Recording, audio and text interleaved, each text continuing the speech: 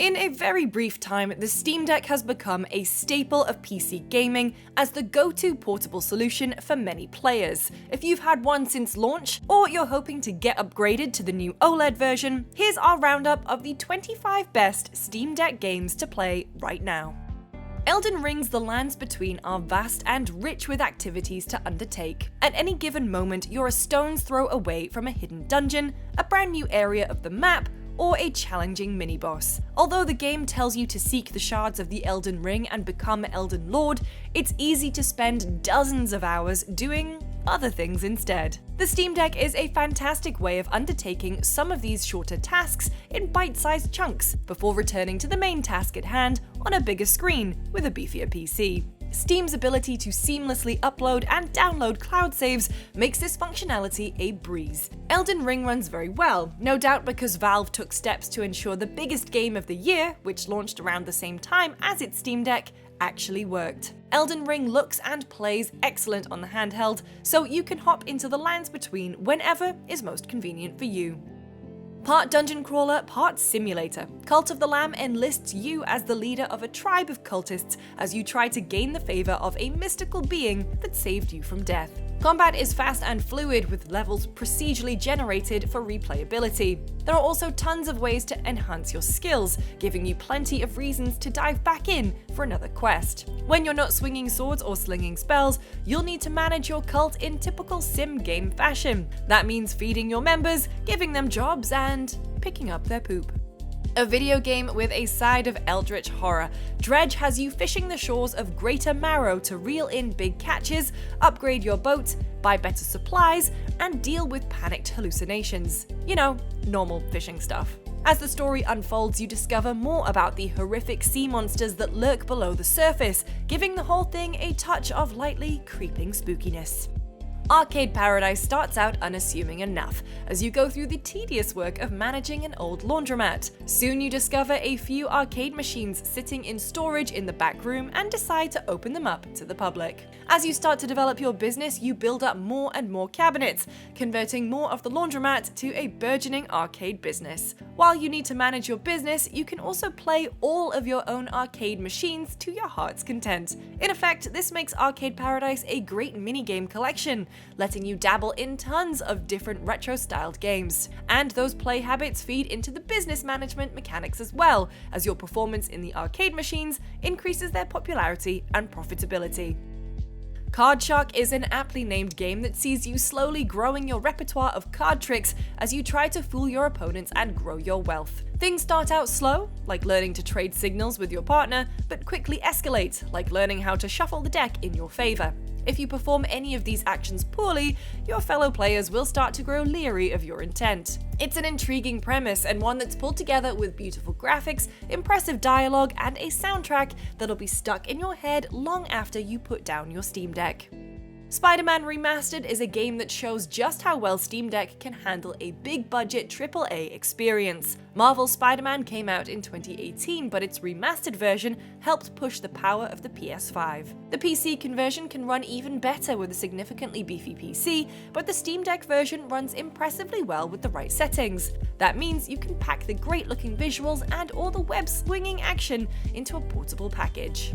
I like to think of Children of Morta as an underappreciated gem in the dungeon crawler genre.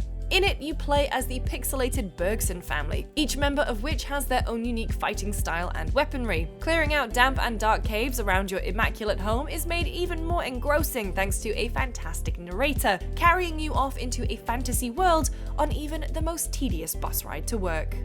If you don't mind going into fits of rage while riding the subway or sitting in a cab, consider adding Curse to Golf to your Steam Deck lineup. This golf game is anything but leisurely, as it tasks you with navigating a 2D course filled with ridiculous hazards such as TNT and teleporters, although an assortment of useful power-ups gives you impressive flexibility to complete each stage under par. The goal is to clear all 18 holes in a single playthrough, but you can break your round up into multiple playthroughs to make things more manageable. Tight controls, adorable graphics, and an ever-changing assortment of levels make it easy to sink hours into the indie regardless of where you're playing.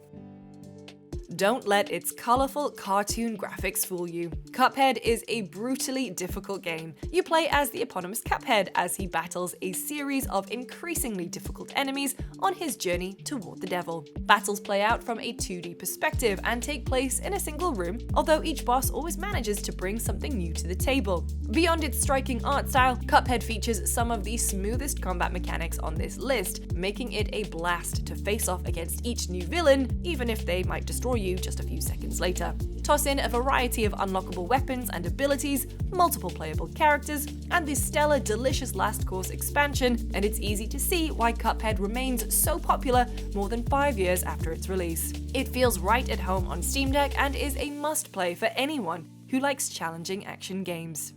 On the surface, Dave the Diver is a cute adventure sim game in which you go spearfishing during the day and then bring your catches in at night to serve as the menu for a burgeoning sushi restaurant. But like the big blue hole that you're diving into, there's unexpected depth here. Dave the Diver ends up being a wild hodgepodge of tons of different genre influences, incorporating lots of different activities as it tells its lengthy story. Still, the loop of catching fish, serving sushi, and using your profits to upgrade your gear is so easy and compelling, it's a perfect fit for the deck. The lovable Dave is a fun hero, and the game is also home to some of the biggest and best pixel cutscenes we've ever seen.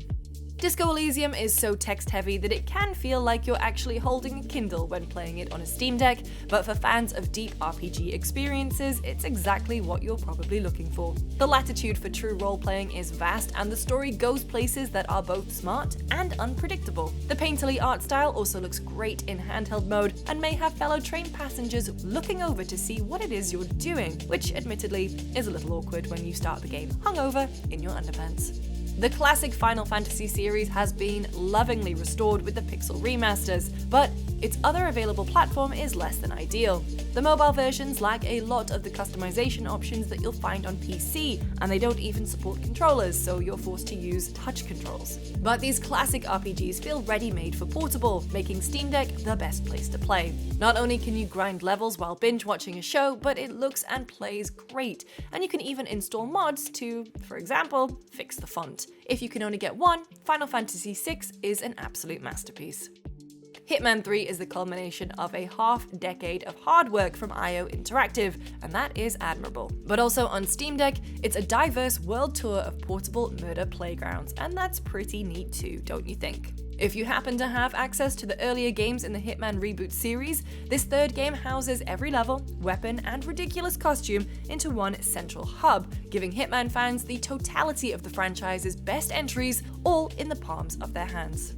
For my money, Into the Breach is one of the best designed games in recent memory, and it's perfectly at home on deck, thanks to its turn-based nature and bite-sized missions. As the previous Switch release demonstrated, the controls work perfectly well with the gamepad, and the screen here is well up to the task of displaying all of the information you need. Performance is great, it's not terribly demanding from a hardware perspective, and it's a terrific game that you can sink hours into at a time, or occasionally glance at while watching something on TV. Few games scream Valve more than Left 4 Dead 2, so it should be a no-brainer for the Steam Deck, and I'm happy to report that playing it on the handheld is actually even better than playing it on console. It runs very smoothly, and the PC lobbies have always stayed active, even after the Xbox community largely fell by the wayside. The controls are simple too, so even if you've been playing for years on PC, you'll quickly figure out how to pick up an axe and start chopping off zombie limbs with friends on the go. Monster Hunter Rise is another Switch game that eventually found a home on PC, making it well suited for Steam Deck. The latest game in the franchise does quite a bit to move the series forward, with the wire bug adding a new verticality to its maps and rampage quests offering a chaotic break from your usual hunts. Beyond those changes, everything else that made Monster Hunter so popular is here in spades. Whether you enjoy heading out on hunts with a group of friends, meticulously crafting every piece of gear, or trying to slay beasts solo, Monster Hunter Rise is bound to impress.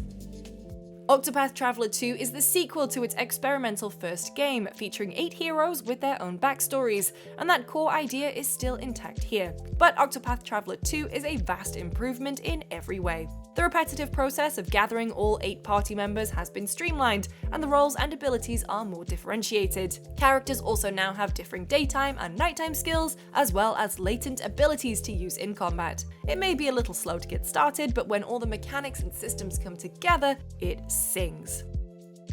The Metroidvania genre fits like a glove on Steam Deck, and among these, my favorite is the Ori series. While I haven't tested the sequel, Ori and the Will of the Wisps, the original remains an immaculate and tightly designed genre standout, arguably one of the best of the past decade. Taking that on the go is already possible on Switch, and even via Xbox Cloud Gaming, so you've maybe had opportunities to play it in handheld mode before, but if you missed it until now, the Steam Deck is the best of those handhelds thanks to it not requiring an internet connection like Xbox, and its larger, nicer screen than the Switch. This anticipated sequel has finally had a full release after an extended early access period, and it might just be the ideal use case for Steam Deck. Rogue Legacy 2 is a rogue-light action game that has you once again battling through a castle as a cascading series of heirs, each with their own powers, making incremental progress all the way as you inherit new traits and buy permanent upgrades. The new 2D-3D hybrid art style looks fantastic on the Steam Deck screen, and it's the perfect type of easy to pick up, hard to put down experience that thrives on handheld. If Switch players get Breath of the Wild, at least Steam Deck users get to have Sable. This clearly Breath of the Wild inspired open-world puzzler forgoes combat of any kind in favour of a chilled-out coming-of-age story set in a unique fantasy world full of quests, characters, and secrets. The open-ended game lets you see its credits in as little as 3 hours or as many as 20+. It's up to you to decide when your ride is over, be that when your flight ends or perhaps months down the line. The music is done entirely by Japanese Breakfast 2, giving the entire game a meditative quality that is perfect for a long trip you might not otherwise be looking forward to. Sabotage Studio, the creator of the Ninja Gaiden throwback The Messenger, made its own take on classic SNES-era RPGs with Sea of Stars. Even more astounding is that the indie studio has now excelled at 2 completely different genres. Sea of Stars is technically a prequel to The Messenger, but its own Chrono Trigger-inspired combat is all its own. At the same time, Sabotage has introduced new ideas to streamline the classic formula, like the ability to stagger your enemies by hitting a certain combination of attack types. It also sports some of the most beautiful pixel art we've ever seen, so it's definitely worth trying out. Stardew Valley may be the most popular farming game on the planet. Created almost entirely by a single developer, the amount of content packed into its adorable, pixelated world is staggering. What starts as a simple quest to rebuild your grandfather's farm quickly turns into something much, much more. You'll chat with the locals and form relationships, head out on dangerous mining expeditions, and watch as the quaint Pelican town transforms through the seasons. Its laid-back pace makes it a perfect fit for Steam Deck, giving you a chance to stick your hands in the dirt, no matter where life takes you. Unpacking is another one of those games that feels welcoming to short or long sessions alike. In this 2021 wordless wonder from Witchbeam, you learn about unseen characters just by unpacking their boxes on various moving days spread across their life, from childhood into much older age. The point-and-click nature of the game is welcoming to the Steam Deck's multiple input modes, including analog sticks or the touchscreen. Vampire Survivors is very simple and shockingly fun. The single-stick shooter has you navigate around hordes of enemies while your weapons fire off automatically, building up experience to buy new weapon upgrades. The deceptively simple premise gets increasingly fiendish and chaotic as more enemies join the fray, and your weapon upgrades get ever more destructive. It's enough to tempt you to play just one more round until you realize that, oops, it's 3 AM.